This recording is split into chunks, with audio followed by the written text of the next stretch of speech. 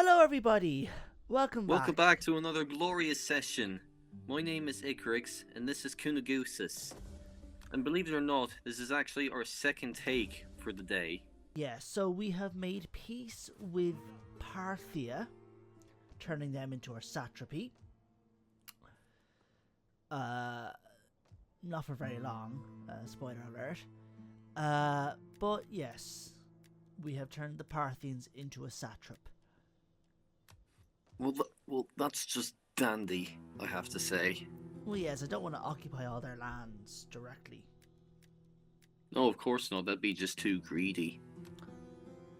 Wouldn't say so much about greedy, but just be hard to administer, especially with how great I have been at administering my lands in this game. Yes, you have a fair and steady hand there, Kunagusis. I can't argue with that logic. Yeah, so we're moving our king back towards Mesopotamia. We're moving the Tower of Phobos back towards... Yes. The Terra Phobos led by our king. What's the name? Do we have a name for the king? I'm trying to remember. Might be either Antiochus I or Antiochus II. Either way, it's an Antiochus, so that's all I you think need it'd to be know. Antiochus II because Antiochus I died in our little battle with the Ptolemies earlier in the campaign. Yeah, then it's probably Antiochus II then. Yes. But certainly not Antiochus the Great, because he was Antiochus III.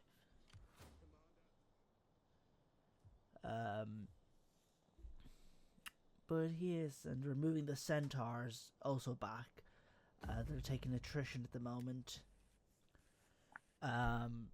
What other mythological creatures are you familiar with? Well, I know there's the Cyclops, which is in the Odyssey.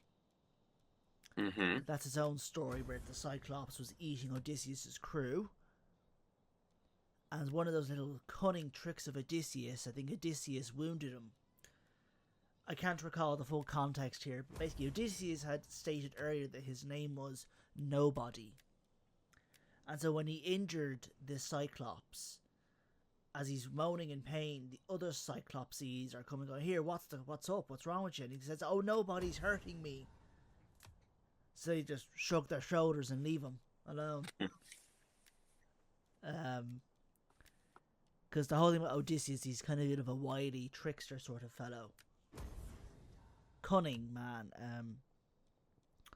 I think generally in the narratives of the Greco-Persian, not the Greco-Persian War, but the Greco-Trojan War, he's the one who's said to come up with the whole Trojan horse idea. Of course, that's not. I don't think that's in the Iliad itself, because that's not what the Iliad's about. But, yeah. So mythological creatures. Again, I don't know a whole lot really. I know. I did a module on Heracles, so like I've studied a bit about Heracles. Though admittedly don't know too much in the grand scheme of things, and it's been a while, so I don't remember everything. It was in my bachelor's, so That's understandable. But yeah, Heracles is fairly interesting enough. Quite the and I also find what I find actually quite interesting is what happened in the Indo-Hellenic tradition. So this is specifically in what's called Greco-Buddhism. So the Greeks they practically were everywhere. They had colonies practically everywhere, and there were many what were called Indo-Greek kingdoms. So Greeks in India, basically. And as happens, there would be a lot of cultural and religious syncretism. And this led to something called Greco-Buddhism, which is basically Buddhism, but kind of expressed in a Greek lens, you might say. Like a lot of the art of the region of Gandhara has a lot of Greek influences. Even a lot of the kind of human appearing kind of more realistic depictions of the Buddha were influenced a lot by Greek art. But within this, in from what I understand, in Buddhist tradition, there's a figure known as the Vajrapani. The Vajrapani is like a warrior protector of the Buddha. But in Greco-Buddhism, what they seemed to do was, in depicting the Vajrapani, they used the likeness of Heracles. So there would be some stone carvings of, the Buddha, and next to him is a kind of half-dressed man with a club. An almost naked man with a war club. And that's meant to be Heracles. So that's where we get the Heracles Vajrapani, and that's quite interesting to me. Alright, so. But, yeah, so that's something I find interesting about that's something I just learned on through my own stuff.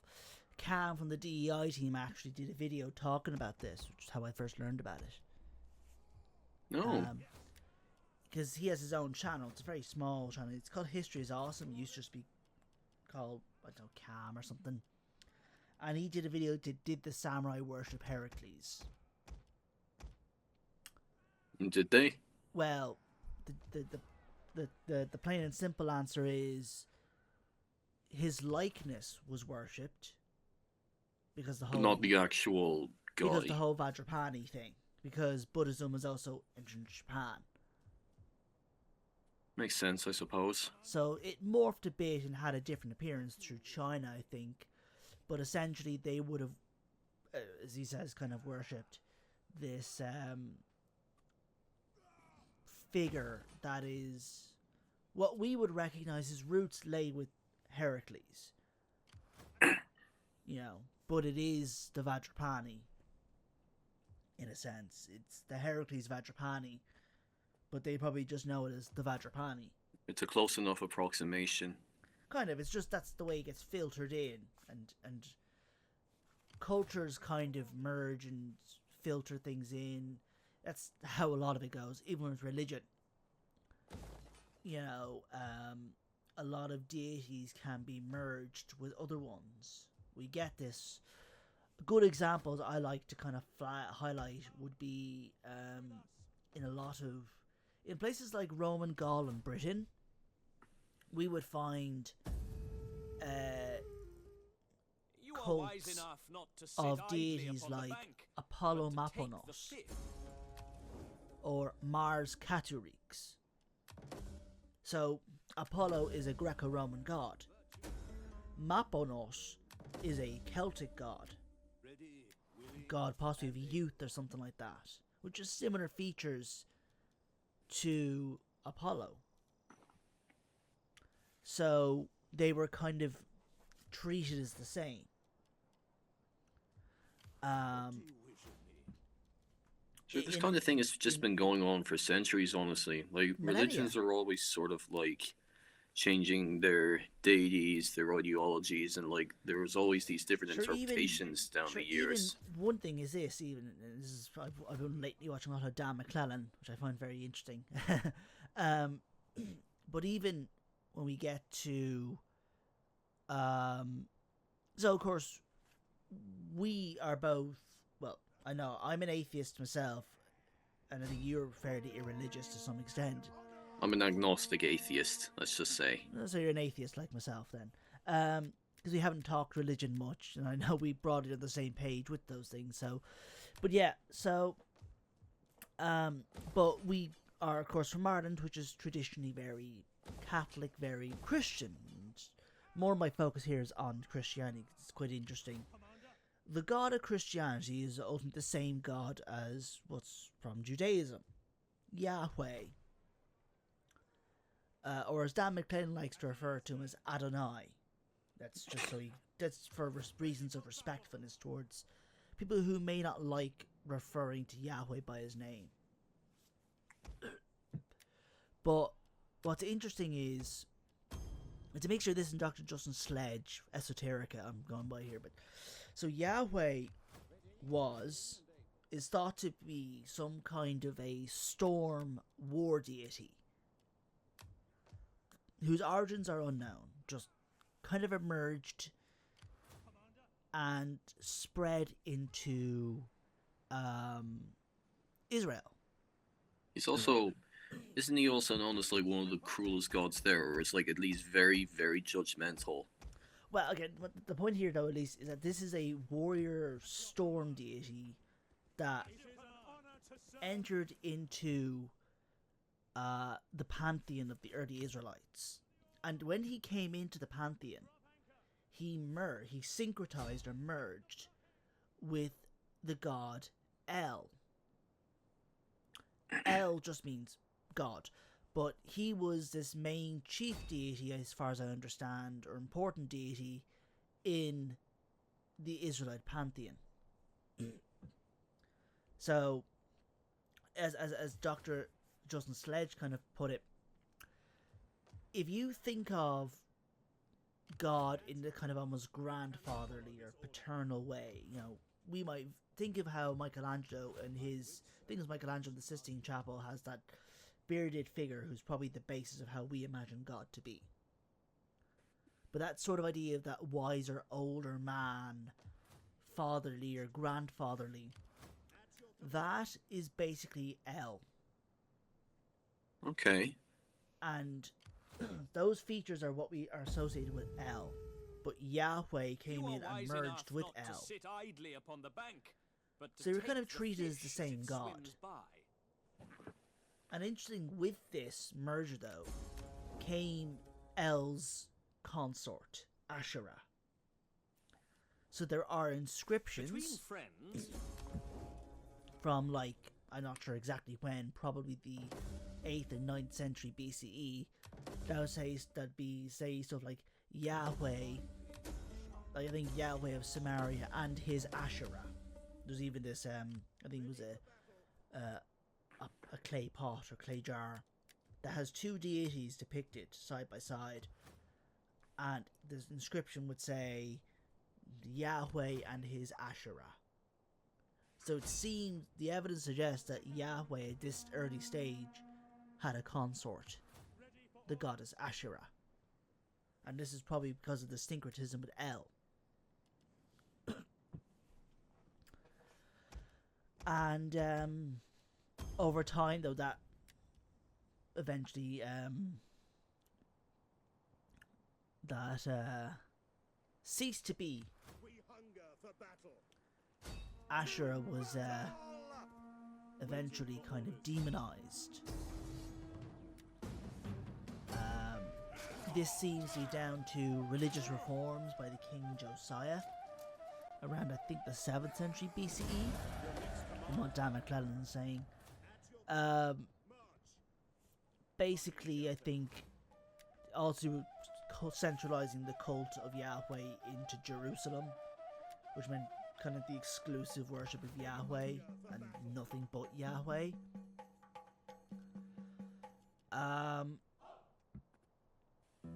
But you know, that's another sort of big, sort of tangential way of talking about an example of syncretism. We also see, even in Egypt, there was syncretism with the Ptolemies ruled. They kind of they merged some of the Greek gods with Egyptian gods. Why? Why? I guess. Yeah. I suppose that's a good question. I guess it was a way to probably get a sort of a harmony between the Greek and the Egyptian cultures. And to kind of... What better way to unite people than through religion? Because that's always worked out great. So that's always worked out great in the past, hasn't it? Well, you're talking about a slightly different time in with Christianity. There's a lot more, I suppose. In the Christian world, there's a strong emphasis on kind of one singular correct interpretation, which is a bit of a weird obsession in Christianity's, because not every religion's the same in that regard. It's probably the one that's like, probably a reason for that, I'm assuming, is because it's like some of the simplest rules in the religion book, basically. It's like they have these certain set of rules or guidelines that everyone is universally on board with, or at the very least understands the most simply, the simplest to understand, I suppose. I trust my once friend. Your people will... I don't know, I suppose part of it may have also stemmed from... I suppose the Christians were always kind of at each other when it came to theological differences. Something that they've been quite prone to doing a lot. Whenever there was some difference in interpretation, they just would always fight over it. Yeah, they had a terrible habit of doing that, let's just say. Yeah, they've been doing it since Roman times. It's just the ideas in Roman times were, how do you put it, a lot more outlandish and different than what we would expect. Like, Christianity today is almost entirely just Nicene Christianity. So you're talking about it, this is even before the Nicene Creed, what Christianity was like, which was all sorts of really outlandish ideas. We the Gnostics, which, yeah, we've got Monophysites, so they adhere to the Nicene Creed in a sense. The Docetists, you know, all these weird out there cults, if you will.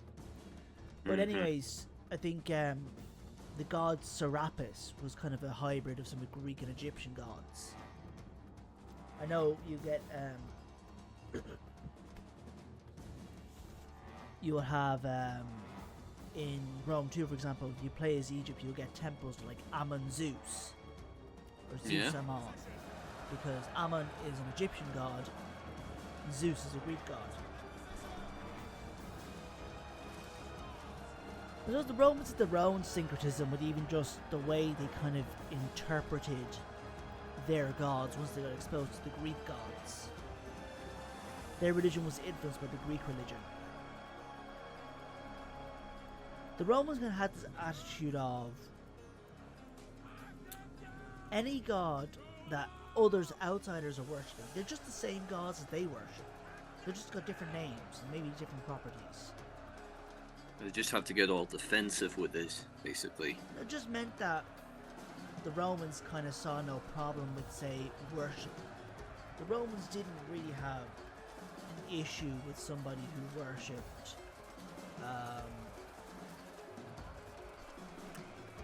you know, they wouldn't have necessarily had too big a fuss over what you believed in, because what gods you believed in, because as far as they were concerned, it was the same gods as their own. Like,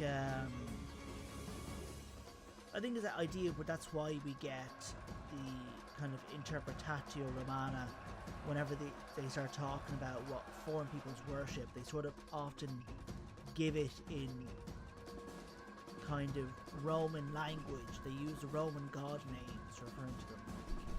I think from my understanding, Tacitus is referring to the Germans and what they worship. He'd say the main god they worship is Mercury. Of course, we would know that this Mercury, when he's talking about Mercury, we know this is the god Wodenat, the origin of Odin, and the Anglo-Saxon Woden.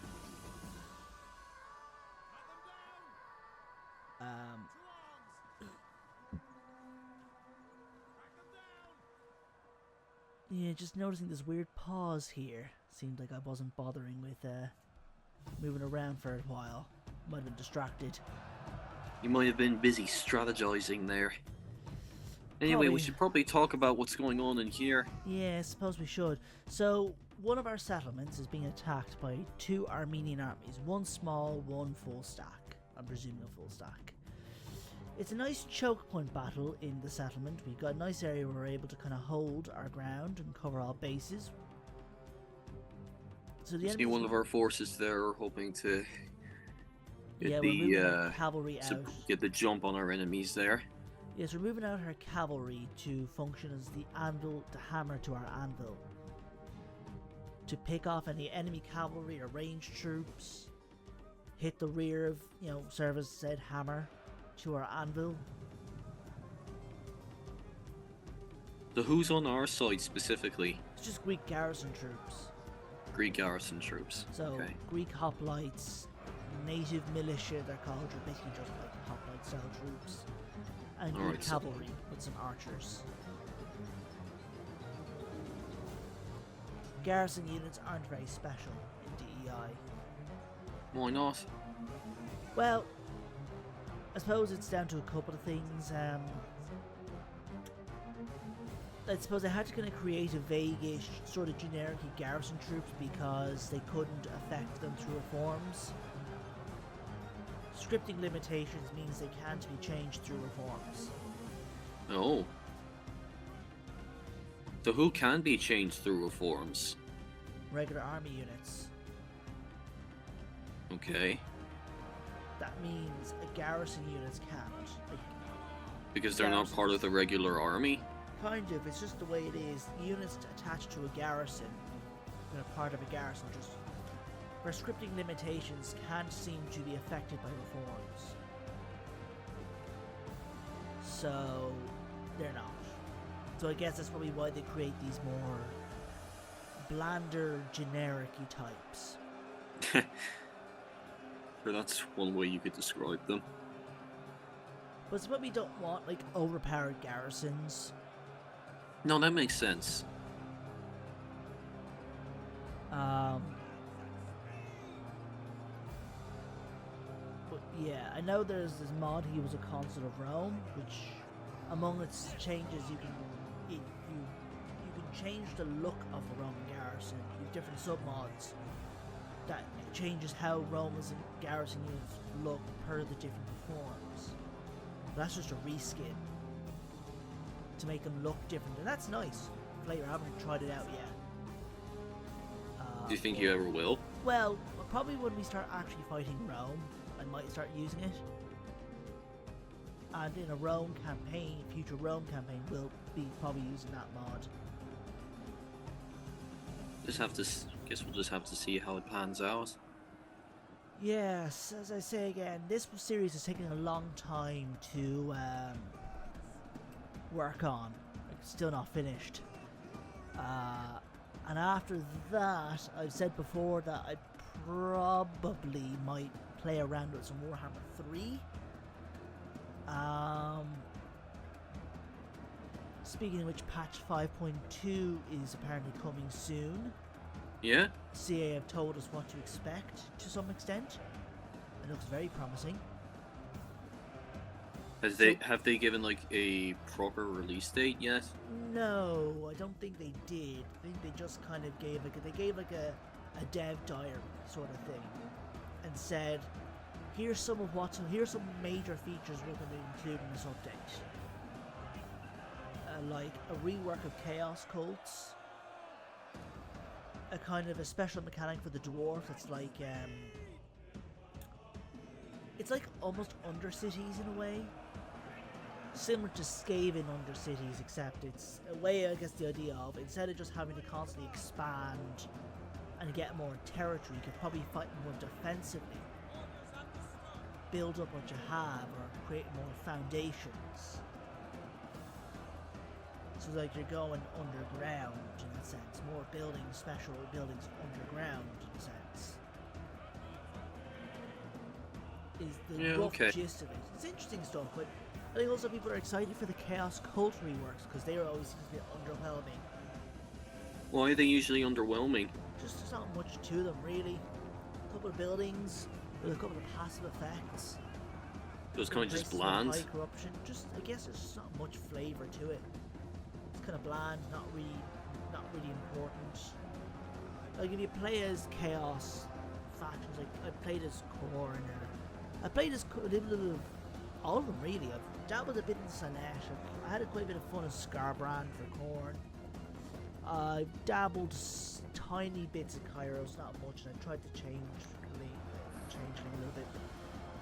But I mostly played Nurgle,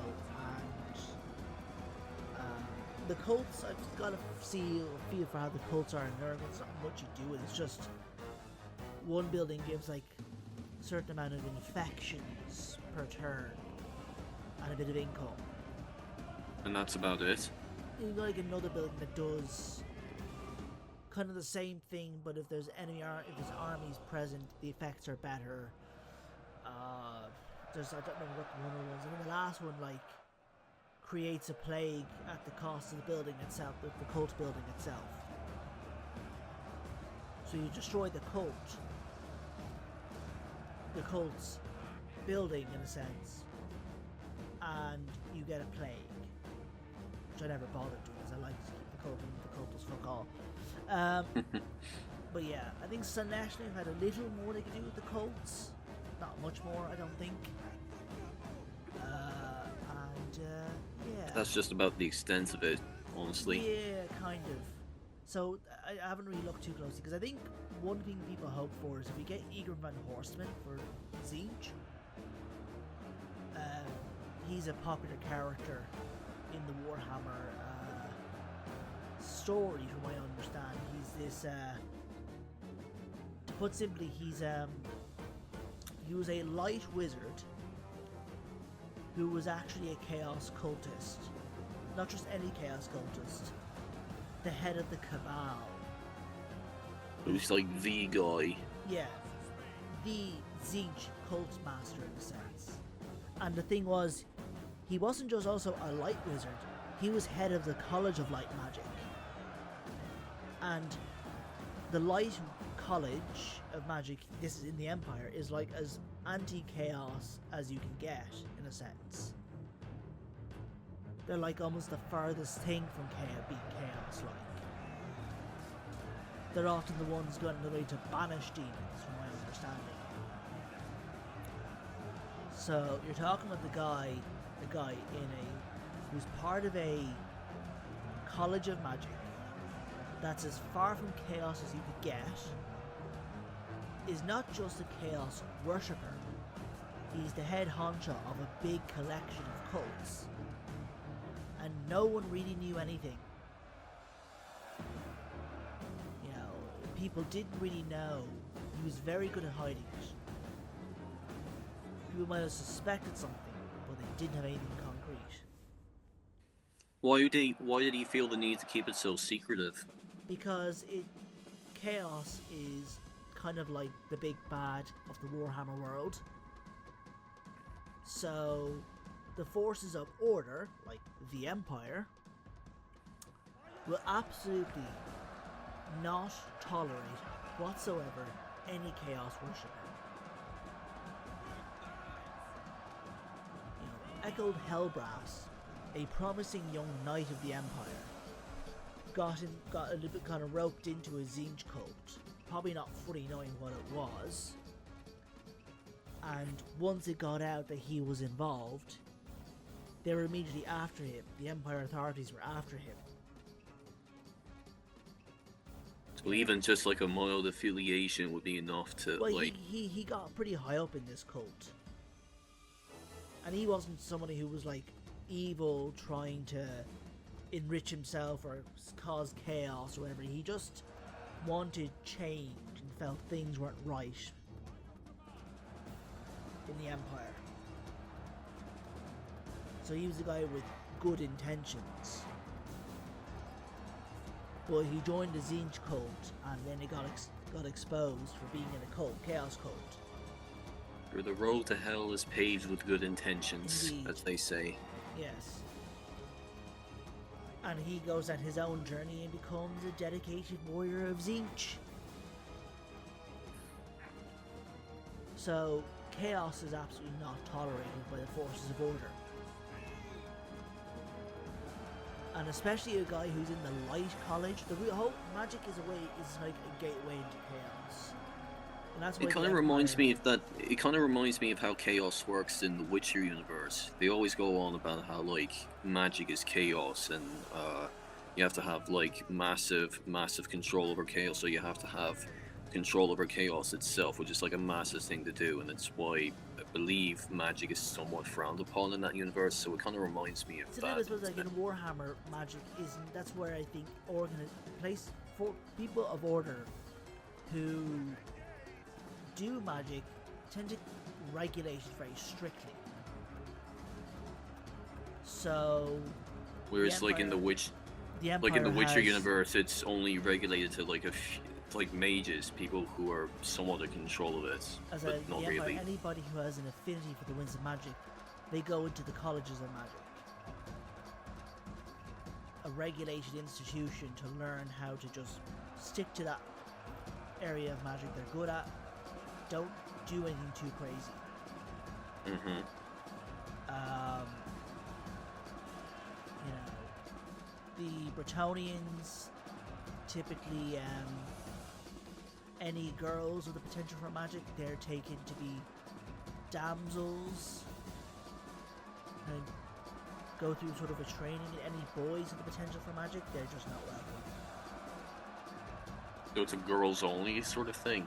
Kind of. I think it's just because men are a bit more likely to fall to chaos than women, from what I understand. And men with magic are more likely to fall to chaos than women with magic. So that's the gist of it, as far as I understand with Bretonian. And that's their point of view, yeah? Yeah, so the fact is magic can be a gateway towards chaos. I say especially if you use the lures of fire, death, metal, or shadows. They could likely bring you closer to chaos, I think, because I know chaos has those lures of magic. I think they represent the kind of sides of things that can lean one almost chaos-like. So that's the way it works in the Warhammer world. I suppose even the fact that Kislev has its own institution for magic, the Ice Court or that sort of thing for magic users. And again, they're mainly girls, ice witches and all that. So, you know, so yeah, with Chaos Cults, it's going to possibly be interesting, because the whole thing with Eager Van Horseman is, because he represents all this Chaos Cult stuff, you'd want a good cult mechanic with him. He's not yet in the game, but he'll hopefully be in at some point. He's a Lore of Light wizard with a dragon hound dedicated to Zinj. I think he also could access the Lore of Dark. Yeah? Yes, I believe so. The way magic works in Warhammer is just like 8 winds of magic. These are, let me think if I remember now. Akshi the red wind, Chamon the yellow wind, Ulgu the grey wind, Shaish the amethyst wind, Gur the green wind. No, Gur's not the green wind, that's Gyra. Gur is the amber wind. Azure is the blue wind, the azure wind. And that's 7. What's the other one? Because there's 8. Oh yeah, and Shaish. And what's light? I'm trying to remember light. The White Wind.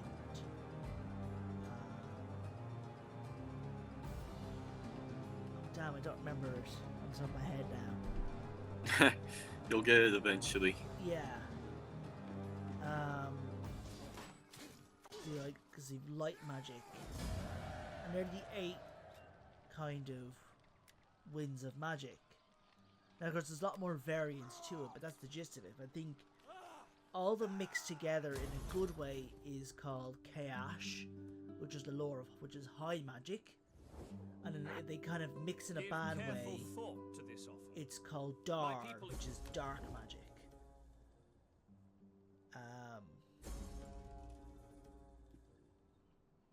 But yeah, Hish, that's the White Wind, the lore of light. So,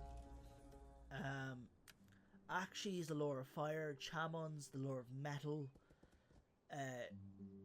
Gairan is the lore of life, Gur's the lore of beasts, Ulgu's the lore of shadows, Shaish the lore of death, Azur's the lore of heavens, and Hish is the lore of light. They're the 8 basic lores of magic. Then you got Chaos, High, Dark, but only I think the High Elves, the High Elves and the Lizardmen are the only ones that have access to high magic. The Dark Elves get access to and Wood Elves get access to dark magic. Then you get other lores like the Dragon lores of Yin and Yang from Cathay. Kislev's lores relating to Tempest and Ice. Also Hags, because of Hag Witches. Mother of Stanky and all that good stuff from Shadows of Change.